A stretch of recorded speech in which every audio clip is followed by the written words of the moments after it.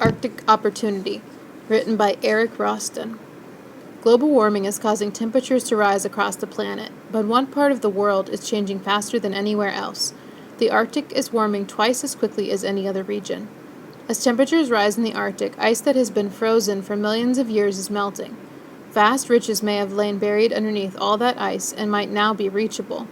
Abundant oil, gas, gold, and copper, along with other valuable natural resources, could be there for the taking.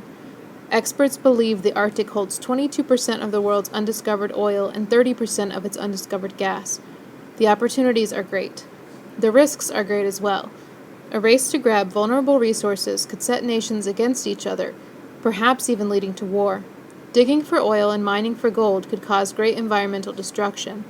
The native peoples of the region, from the Aleut, Yupik, and Inuit in Alaska to the Sami in Scandinavia, could face threats to their traditional ways of life.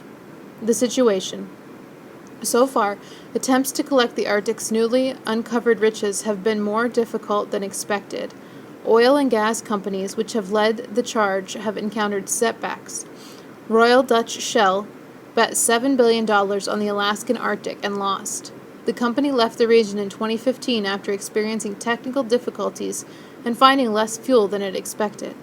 Across the Arctic Circle, Norway's drillers have also found less oil than they hoped. Mining companies have also faced problems. A Canadian company plans to dig up gold and copper at the proposed Pebble mine in Alaska's Bristol Bay. However, the massive project has faced opposition as many people fear it will cause great damage to the environment. At the same time, the melting of Arctic sea ice has opened shortcuts for trade. Late summer ice now covers about 40% less of the Arctic Ocean than in the late 1970s. About a dozen ships a year are taking advantage of the Northern Sea Route. Using that route makes the trip from Northern Europe to Japan 40% shorter than going through Egypt's Suez Canal. The background.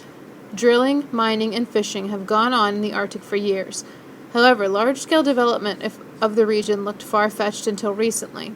Much of the Arctic is not formally controlled by any country. Some have feared there could be a race to take over unclaimed Arctic territory that might lead to conflict between nations. So far, that has not been the case. Only Denmark and Russia have made territorial claims.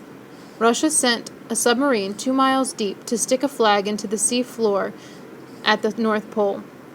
It has also expanded its northern fleet of ships as a way to demonstrate to the world that it will protect its part of the Arctic from any would-be competitors.